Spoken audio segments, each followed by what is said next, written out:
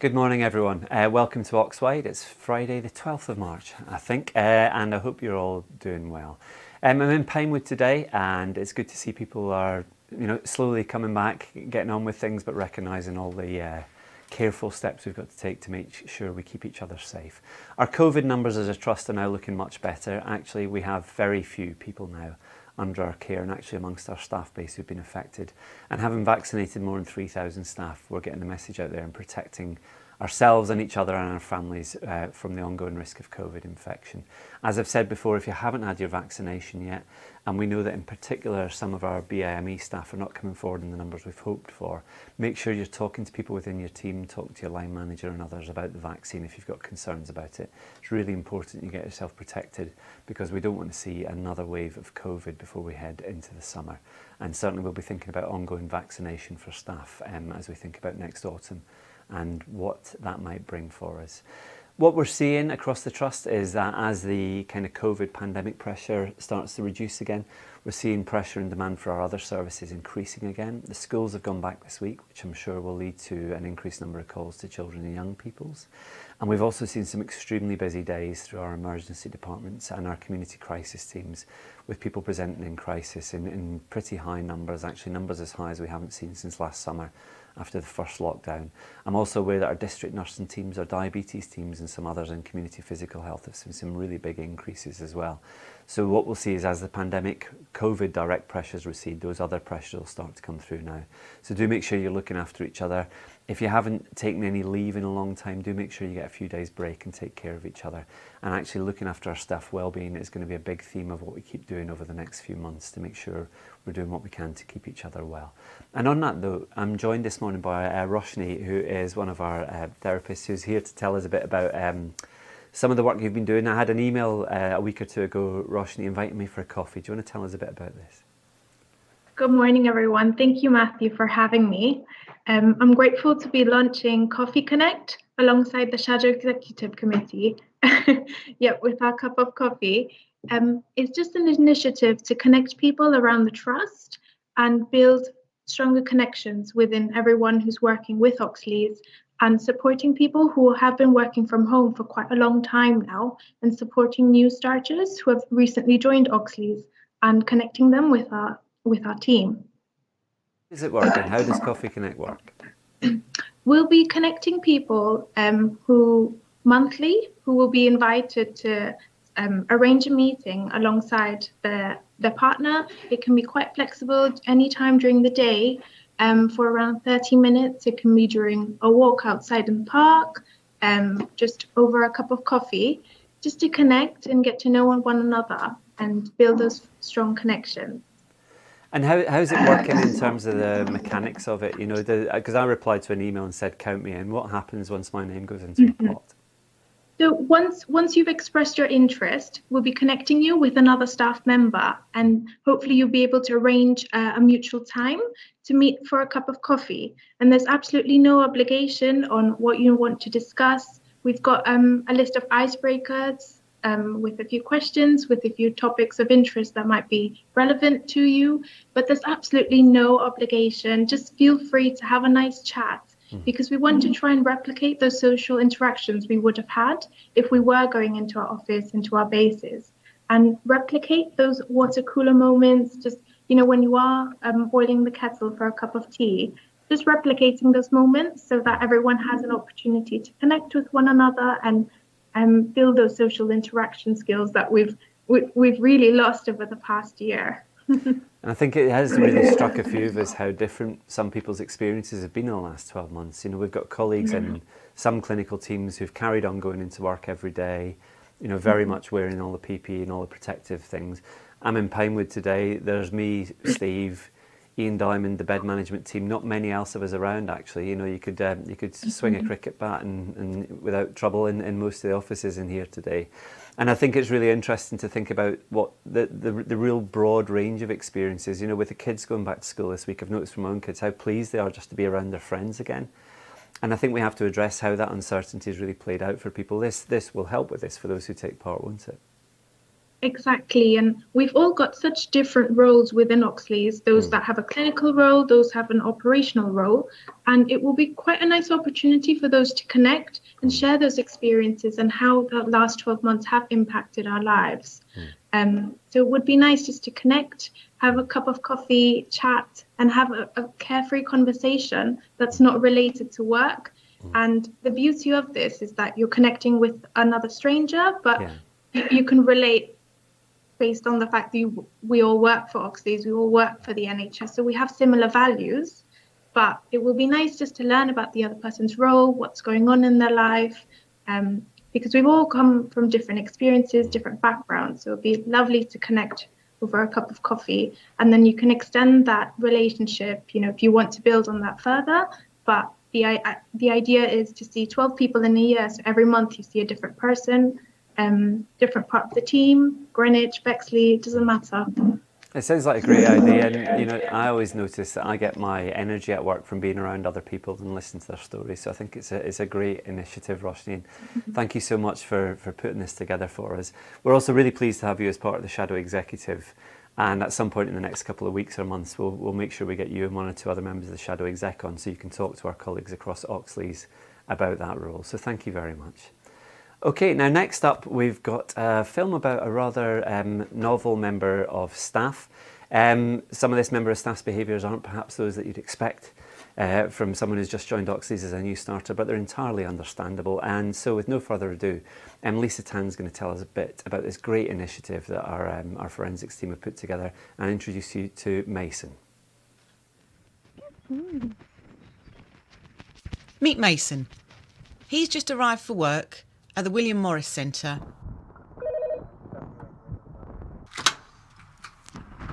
Hello. Hi. He's part of a new project run by the London Pathways Partnership, offering animal-assisted therapy as part of the trauma-informed service for forensic patients at Oxleas. We caught up with Mason's colleagues, Dr Rebecca Dervley and Dr Peter Stevens, to tell us more about the project. Mason's a therapy dog working for our psychology therapist department. So his role really is to be interacting with our service users and giving them a space to help them feel safe in kind of when they're starting to do psychological therapy work with us. He works with people primarily on a one-to-one. So in COVID, he can't be doing his usual groups or things like that. But really his role is to help people feel safe and to kind of, when he's working with people, to give them a sense of, I guess like we were saying, having a non-judgmental experience and a time for people to feel like they can be with someone who is just accepting them for who they are. I started bringing Mason here from when he was a small puppy to get him used to kind of the work environment and getting him used to meeting strangers, being in an office space. So a large part of what makes Mason Mason is his temperament. So for a therapy dog, what you're looking for is someone who is willing to accept fuss and strokes and interaction from whichever person is going to be coming through the door. Once we got the permissions through the directorate for Mason to come into the building, he proved himself to be very safe, to be very approachable, to be very engaging, to be very lovable, and the rest has sort of all fallen into step. It's very hard not to be persuaded by the benefits of having Mason around once he does come into contact with you. Knowing about kind of some of the research and the work that started to be done with, particularly with forensic populations, working with therapy animals, it was a dream at some point that I'd be able to kind of bring him into work. And it just so happens that with his temperament and kind of just how his personality has developed, that he seems to fit right in. The typical referral we have here at the William Morris Centre is either an individual that's been referred through the probation service as part of London Pathways Partnership, so they have met the criteria for the offender personality disorder screening, or they've been referred by our Oxleas community health colleagues. So they'll be typically referred through that route from the CMHTs, sometimes from primary care, But what unites all of them that use the service is a difficulty with relationships. And that difficulty with relationships is quite often manifested in causing harm, either within those relationships or in other contexts. And for some patients, the idea of relationship with a human being that's reciprocal and rewarding is alien to them. And so to come into contact with Mason is a very different experience. It's a very sort of unconditional and accepting experience of relating to another living being, which for some patients who use our service is quite unique, unfortunately. The type of person that would benefit is somebody who, for some reason, would struggle to engage in more typical structured psychological therapies from the word go. So there's something about him providing a bit of an easing in to kind of socialise people to coming to spaces to engage in, whether it's groups or one-to-one psychological therapy, as a bit of a way of providing a safer relational experience at the very beginning while somebody is building up their own self coming into the therapy space. And it's something about kind of, I guess, providing a slightly different focus. So I guess I'm thinking particularly for psychological therapies that kind of you're sitting face to face with somebody, it can often feel very intense, sometimes can feel quite pressurised, whereas having a dog as kind of a focal point, it can help deflect some of that intensity, and it can help give kind of a mutual something to be talking about and starting to build rapport, starting to build a relationship, which is exactly what his role is about here. I think there's an appetite for more imaginative interventions that didn't exist perhaps pre-COVID, and I think being able to get through those hurdles that allows Mason to come in and be part of the team has been an important example of that. Service users so far, I know it's early days, but they have responded so positively to him. I had a service user talking to me a few weeks ago about kind of the acceptingness of dogs and the non-judgmentalness, and he was kind of saying to me, Rebecca, like I could be homeless on the street, or I could be a CEO of a huge company, but Mason would greet me, he would interact with me, he would be playful, he would be all of those things, no matter who I am. He's not looking at my history, he's not looking at what's happened in the past, he's not looking at my experiences before. All he cares about is whether I'm going to be throwing the ball for him in the here and now. And actually there's something really powerful about that. The staff as well, I think he's got a lot of #1 fans in the staff here. I often get messages from my colleagues saying, "Hi Rebecca, when's Mason coming into work next?" And I remind them that I'm going to be here as well. But they absolutely love him, and he's been a real addition to the team. We know that Mason's sheepdog trial with us is going to be a great success, and hope he's the first of many friendly furry friends to join us here at Oxleas. This is Lisa Tan for Oxwide at the Bracton Centre. So that's a fantastic initiative there, and I look forward to seeing us recruiting more colleagues like Mason actually to help with the trust. I've seen therapy dogs used in a range of environments before, in stroke services and in intensive care, and they really are a tremendous asset actually when you're trying to create the right kind of atmosphere. And I think that whole theory that underpins a lot of our forensic services, which is offering that care and that compassion without judgment, you can really see how he can play a role in that. And great piece of film there by Lisa and Steve, thank you. So next up, we've got a piece of work about the new Oxleas Women's Network. Monday, the 8th of March, was International Women's Day. And the theme for this year was Choose to Challenge. And that was to encourage people, so women and their male allies, to challenge stereotyping, injustice and inequality where we've seen it. And actually in the week since, we've then had a couple of things that I think have really brought home how important this is. We've had the reaction to Meghan Markle as a woman talking about her experience of pregnancy and depression, and immediately prominent men using their platform to cast doubt on what she said and to undermine her own experience.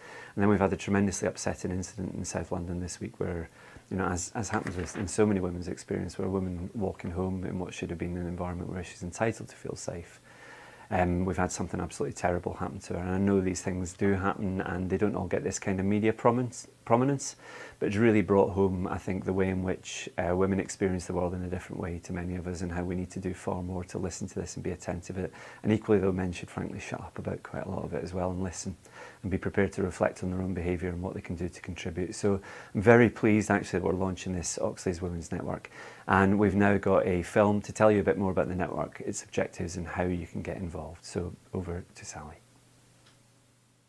I'm joined today by Kay Abbs and Charlie Henley-Castleden, who are here to talk to us about the new women's network that's being set up at Oxleas. Kay, it's International Women's Day this week. Why is it important to celebrate International Women's Day?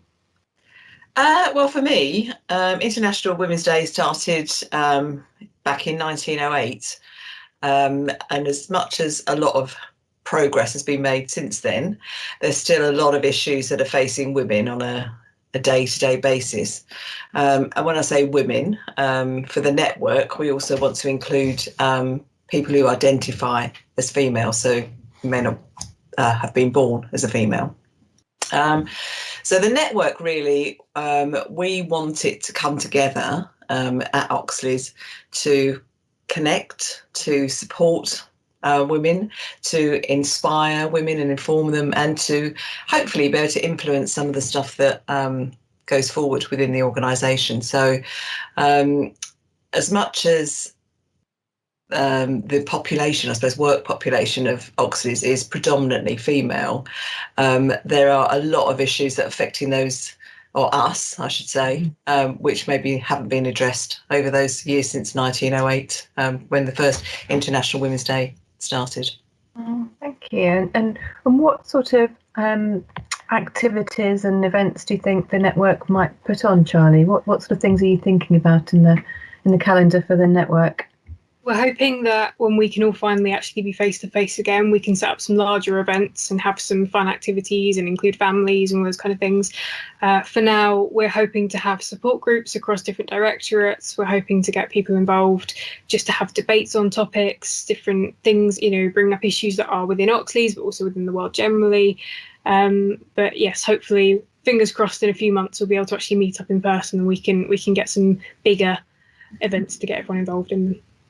Great. And do you think you'll have links with the other networks that are within the organisation?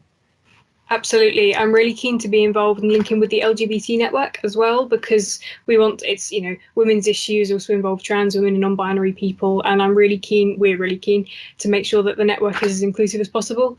And the same with mental health network and disability network. We want to make sure that we come together as a community with those, as well as not just as Oxleas as one. Great, that sounds really positive. Kay, who's the network open to? Who can join? Well, it's open to anybody, actually. So men as well as women. It's funny, one of the questions we got, because we put an email out yesterday in the Global to sort of, as it was International Women's Day, to say that we were thinking about starting this network if people were interested. And somebody asked, well, who is it open to? And we said, well, men as well as women. And somebody asked, well, why men as well? And our idea is that we want to have men on board as allies, want to work with them. So we don't want to exclude anybody. So it's really open to whoever wants to come along, get involved and make some progress really towards gender equality. That's the ultimate goal, I suppose. But there's going to be other stuff going on within that. So that's what you're looking to achieve through the network is moving equality within the organisation. I think it's also about having an opportunity or a space where people can come together and discuss issues that they're facing. If there's something that somebody may have done which helped them, that we can share ideas. So it's not really a political movement. It's more of a sort of a classic network, I suppose, where you actually get together and discuss ideas, support, encourage. Part of it would be to have speakers coming in, hopefully, when we're a bit more established, to talk about some of the wider issues that are affecting women within the NHS and the wider world. But we want it to be an all-encompassing, I suppose, at the network, so that people feel welcome and that there's no judgment about whether you're political or not. And if you want to discuss, something which isn't necessarily political, then those views are welcome as well. So I think I don't want to go on too long because I haven't got that long, but I mean, there are so many issues facing women. And Charlie and I were talking this morning about, there's some biological things, there's some financial things, there's some career development things, there's leadership things, there's, goes on ad infinitum. Yeah. That was just from the responses that we had from yesterday, from the email. So we're expecting that the agenda will probably grow as we get more members. So it's great that you've already had feedback from members of staff at Oxleas. So looks like there's going to be quite a bit of interest in getting this network set up. So what's the next steps? If someone wanted to join, what do they do? We have a new email address, which is oxl-tr.womensnetwork@nhs.net. If you're interested in getting involved, it'd be really great if we could hear from you that way, and we'll give you some more information.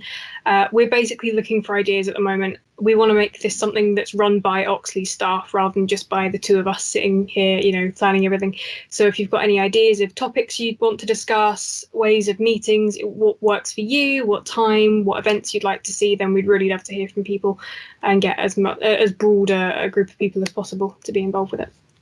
Great. Well, thank you very much, Kay and Charlie, for coming and talking to us about it. Hope to have you back in a few months' time where we can talk about the agenda that you're working on and hopefully an event where we're all together and can really take this forward. So thank you very much. Lovely. Thanks very much for having us. So that's a fantastic piece of work there. Do have a look on the Ox, find out the information about the Oxleas Women's Network and take part. And for the rest of us, we can make sure that we support the challenge that we need to put in to ensure that we do treat people with dignity, respect, and that we support the cause of equity right across our workforce and for our patients. So just two things for you to think about as we're closing this week. The first is our ICT help desk has been extremely busy. Don't know if you've seen in the news as well, and there's some big issues going on with Microsoft, so I need to check in with the team later to see how they're getting on with that and whether it's affecting us too. But we do now have a good online way for resolving the vast majority of ICT queries. The phone line is there for emergencies, and I know that some people are using the phone line for things that could be dealt with ably through the online portal. This means those people who've got a real emergency are being held up, and that is causing frustration. What I would say is I know how frustrating it is waiting on the phone for things, having recently spent 4 hours waiting for my bank to answer the phone about stopping my credit card because they thought I was being fraudulent. But when you speak to the person on the end of the phone, don't take it out on them. There's no excuse to be abusive towards our NHS colleagues. Our Oxleas ICT team are in-house. Please treat them with respect and hold that frustration in check and try to get to that resolution of the problem. And in the meantime, the team are doing everything they can to support you. But they're our NHS colleagues, our Oxleas colleagues. Treat each other in the way you'd expect to be treated yourself. And finally, next Wednesday, we've got the first Oxleas Global Nursing Conference. There's a lot more information about that on the Ox, but we've got some fantastic speakers from across the world and the NHS and me. So do tune in at, I think, 9:30 a.m. next Wednesday. There's a lot more information you can find out upon the Ox for that. So I hope you all have a great weekend. Mother's Day on Sunday for those of us that will choose to celebrate that as well. And I hope whatever you're doing with your family, we've got the gradual easing of lockdown in sight. So enjoy those walks because there'll come a point where we won't have as much time because life will be bustling right back in at us. Look after each other, take care, and I'll speak to you all soon.